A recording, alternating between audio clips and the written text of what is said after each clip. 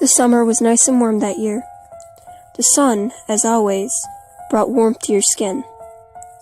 Light breezes swept through the neighborhood and made the days not too hot or too cold. It was simply perfect weather. But there is one summer Sally will never forget. Sally was a young girl, 8 years old, with long, curly brown hair and bright green eyes. She was always polite, she never lied, and did as she was told. Her mother and father simply adored her. They couldn't ask for a better daughter. Sally giggled as she played with her friends outside of their home. Various games like hopscotch and jump rope. Even dolls and tag. Sally's mother smiled warmly at the innocent sight and wiped her hands at her apron, calling out, "Sally, come inside now, it's time for lunch." Sally looked up from her doll and smiled. "Okay, Mommy." Sitting down at the dinner table, Sally lightly bounced in her seat, excited for who knows what.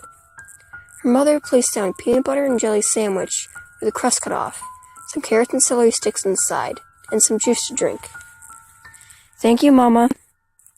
"You're welcome, sweetie." As the child began to take hold of her sandwich, her mother took a seat across from her and smiled, watching her eat. "Guess what, Sally? Your Uncle Johnny is coming over." Sally looked up and smiled. The corner of her lips had traces of peanut butter on them. "Remember Uncle Johnny?" she repeated through her food. Her mother laughed and nodded. "Mm-hmm. He's coming to help Daddy with his job and look after you too. Maybe all of us can go to the carnival." Sally chewed the rest of her bite quickly and swallowed. "Can Sarah and Jenny come too?" Her mother looked up and thought, "Well, that's up to their mom and dads to say, but if they can, sure." Again the child giggled and bounced in her seat, now even more excited for this year's summer vacation. Over the next few days, Uncle Johnny drove up to the house. Climbing out of his car, the man stretched his arms over his head and let out a tired sigh. "Uncle Johnny!" a small voice chirped, earning the attention of the man. Sally dropped the jump rope she was playing with and ran over to the family member, hugging him. "Hey, Sal, how have you been?" he asked, lifting the girl up with ease, giving her a proper hug. The girl giggled and looked back to her friends, who were now waving in their direction. "I've been playing with Sarah and Jenny. Let's go inside and tell Mama you're here." "Sounds like a great idea." He smiled and walked inside the house, calling out to the woman. "Marie, I'm here," he called, followed by Sally mimicking him. "Mama, he's here." The housewife hurried out of the kitchen and smiled to see Johnny made it. "Johnny, you got here safe and sound," the housewife said. "Of course I did. Why else wouldn't I come here safe and sound?" he laughed, walking into the kitchen with the woman. Sally trotted over to the front door, calling that she was going to go back outside to play. "Make sure you come in before dark, Sally." "Yes, ma'am," and off the girl went. As dinner drew near, Sally's father came home. He was happy to see his brother was there as well. Walking with his daughter, he strolled up to Johnny with a handshake and hug. "Nice to see you, man. How have you been?" he asked, crossing his arms, watching his wife set up the table for supper. Johnny gave a shrug of his shoulders, fiddling with his thumbs. "Me and Karen split up." "Oh, that's terrible. I'm sorry." Johnny shook his head with a smile. "Nah, it's alright. I'm happy. I can move freely without someone constantly wanting to know where I am and what I'm doing." The two men laughed together, making their way to the table to eat. "Marie, this is wonderful." "Thank you. I'm glad you like it." It's yummy, Mama." The adult smiled and chuckled from the child's praise. Plate after plate was empty, and Sally began to yawn over and over again, rubbing her eyes with her hands. Her mother smiled and gently rubbed her back. "Looks like someone's tired. Time for bed." Sally nodded and hopped off her seat, picking up the plate and carrying it to the sink. Her mother rose up to take her to bed, but stopped from John grabbing a hold of her arm. "I'll take her to bed," he smiled, earning one return. "All right, thank you, John." The man nodded and watched the woman make her way to clean the dishes and put away up any leftovers. Then he looked to see his brother leave for the bathroom to wash up, and followed after the young girl to her room. John smiled and closed the door behind him, watching the girl rummage through her dresser for pajamas to wear. "You need any help, Sally?" he asked, watching the girl look up and nod. "Okay, let's see what you got." Then waltzed up alongside her and began looking through her various pajamas. "You have some strawberry-printed ones. I'll bet you just smell like them in your dreams." He took the shirt up and showed her, giving her a few deep inhales. Sally giggled and shook her head, indicating that she didn't want to wear her strawberry pajamas. Johnny nodded and placed the shirt back, and pulled out another shirt with a unicorn on it. "How about this one? I bet you're riding little Miss Unicorn here." Again, the child giggled and shook her head no. The man let out a small huff before placing it back, and took out a regular pink nightgown with Sally sewn on it in black. "How about this? You'll be able to turn into a princess with this." Sally's eyes lit up and clapped her hands excitedly and nodding. Placing the gown on her bed, she reached over to her to unbutton her shirt. "I can get undressed, Uncle," she said with a smile, looking down at her hands on her shirt. The man smiled back and nodded, continuing to work his way down her shirt. "I bet you can, but you're tired, and why not have some help?" he asked, watching Sally nod a few times. Once getting her shirt unbuttoned, he slipped it off her shoulders and gave her tummy a nice poke, making her giggle. He grinned and took a hold of the rim of her shorts and pulled them down. Finally, the man grabbed a hold of her nightgown, pushed it through the opening of her head, and making sure her arms could go through the sleeves. "All done," said happily, watching the girl smile back, giggling, and bounded on top of her bed. Johnny rose up and picked up her clothes. The door opened, and in walked Sally's mom, coming to tuck her in. "You ready for bed?" she asked, walking around the bed. Johnny looked up and hurried to the other side of the bed. "I'll tuck her in. That okay?" Maria looked up at him and smiled, shaking her head. "Of course not." She looked down at her daughter and leaned in, kissing the child on her forehead. "Good night, sweetheart." "Good night, Mama." Giving the child a gentle rub of her thumb on her forehead, the woman took the clothes from Johnny and made her way out of the room. Johnny smiled to the mother and walked over to the light switch, flicking it off. He carefully closed the door to her room and locked it. Slowly, he looked over his shoulders towards Sally. Johnny wore a chilling, crooked smile. After the next few days, Marie noticed that Sally wasn't acting herself. She wasn't smiling as brightly as she did. She wasn't as chipper or spoke with the same amount of happiness. Marie took a hold of the child's hand before she left to play with her friends and took her aside. Sally looked up at her mother with a confused look. "Sally, honey, are you feeling okay?" she asked, kneeling down to be at the child's height. Sally stared at her idly and slowly began to weep. Her mother's eyes widened in confusion.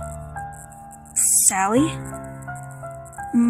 Mama, I didn't want to," the child managed to say through hiccuping sobs. "Didn't want to what, sweetie?" I didn't want to play. I didn't want to play his game." The child looked up at her mother and hugged her tight. "He touched me and made me touch him." Marie frowned and gently began stroking the child's hair, comforting her, lightly shushing her to calm her down. "Shh, it's okay. Mom is here now. It was a nightmare, that's all."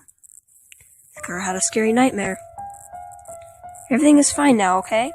Don't worry about it anymore." She watched Sally look up at her.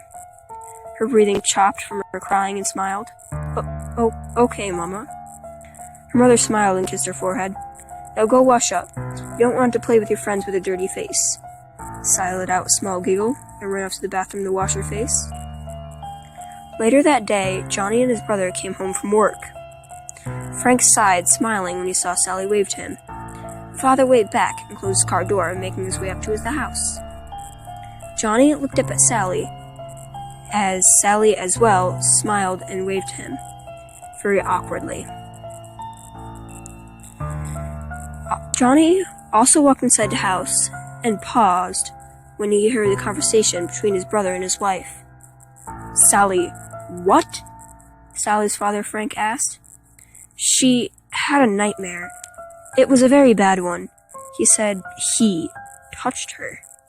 "Well, who the hell is he?" I don't know, Frank, but it was only a nightmare. I just wanted to inform you of what's been going on with her and why she's acting different. Johnny furrowed his brows in anger, his knuckles turning white. Then calmed down quickly, thinking fast. He put a smile on and walked into the room, making it look like he just walked into their conversation and rose his brows. Whoops, did I interrupt something? He asked, watching a couple shake their heads. Johnny smiled again and thumbed back in the direction of the car. I'm gonna head to the store. Need anything, Murray? Roman smiled and looked towards the kitchen. Yes, actually. Can you get me some eggs, milk, bread, and juice? Johnny nodded, about to leave until he paused. Sally wanted to come along as well. Just want to inform you. Murray smiled. Thank you, John. He nodded again and made his way out of the house, keys in hand. Looking up to Sally and her friends, he cupped his hands over his mouth. Sally! The child looked up at him and stared. Come on, let's go to the store. John made his way over to the car, gesturing for the girl to follow him. Sally sat there for a moment, then placed her dolls in the grass. I'll be back. Please watch over Marzipan and Lily for me. Jenny and Sarah smiled and nodded, continuing to play the game of dolls without her. Sally reluctantly made her way around the car, climbing to the passenger seat and buckled herself in. Did Mama want you to go to the store, Johnny? She asked. Johnny nodded and put the keys in ignition and turned it on, and backed out of the driveway. Yup, she wants me to get some food for her. Maybe I can get something for you too. He grinned, looking down at the child. Sally nervously smiled back and looked ahead, watching the scenery pass by. As soon as they got to the road leading to the store, Sally noticed he wasn't slowing down to turn to the parking lot. She furrowed her brows in confusion and looked up at him. Uncle Johnny, the store is back that way, she said, pointing into the direction of the Whole Foods store. But nothing came from the man. He just continued driving, a very faint smile on his face. The child sat up and looked past the back seat, watching the store slowly grow smaller until it was out of sight. Realizing they weren't going grocery shopping, the child watched her uncle drive into the small parking lot in the community park near town. No one went to the park on Sundays. Sally felt nervous and her breathing quickened as she watched the man with wide eyes. Johnny put the car into park and turned off ignition, looking to the child. You told your mom what happened, didn't you? He asked, watching the girl frantically shake her head no. You're not playing the game right, Sally. His tone almost had a slight singing to it. The man reached over and pulled the girl to him, ignoring her struggling. She was putting up a whimpering please. You said you'd play the game with me, Sally. You lied to me. Opening the car door beside him, the man climbed out along with the child and shoved her to the ground, quickly putting her down. He ignored the cries and whimpering the child was making. You have to be punished now for breaking the rules, Sally, he said in that slightly singing tone and began to unbuckle his belt. This just in. A couple finds body of 8-year-old Sally Williams in the community park. The week-long search is now closed. More tonight at 9. The teen could have sworn she closed the door before climbing into bed. Guess I forgot, she thought. Getting up from the warmth and comfort of her bed, the teen made her way across the room and shut the door. Before she could climb back into her covers, a creak outside in the hall rose up. Were her parents up? He must have checked on her to see if she was asleep or something. As soon as she got her legs covered up, the girl froze to hear a faint sound of crying. It sounded like a child's. Slowly rising up from the bed once more, the girl made her way to her door and opened it. The crying seemed to be louder outside of her room. Peering down the darkness, the teen crept down the hallway, following the sounds of whimpering. Once getting to the end of the hall, the girl gasped. Sitting on the floor in front of the moonlit window was a little girl. She was hunched over, crying. How did she get into their house? Through the window? Swallowing hard, the teen spoke up. Who are you? How did you get into my house? Suddenly, the crying stopped. The child slowly moved her trembling hands away from her face, and looked behind her, twitching lightly. Blood replaced her tears, staining her hands. There was a deep clot of blood on her hair and on the side of her head, blood leaking from the wound, down from her face onto her dirty pink nightgown. Her bright green eyes seemed like they stared right through the teen's soul. "This is my house," the child spoke. Her voice was raspy, sounding as if she was struggling to speak. The girl's body twitched and wiggled oddly as she rose to her feet and turned to face the teen. Her feet were dirty, as if she was running through mud. Scrapes covered her knees and legs, and the end of her gown was torn and tattered. Her name Sally in black sewn onto the front. She reached out with her hands soaked in blood, and slowly smiled, blood staining her teeth as she spoke. "Please, play with me."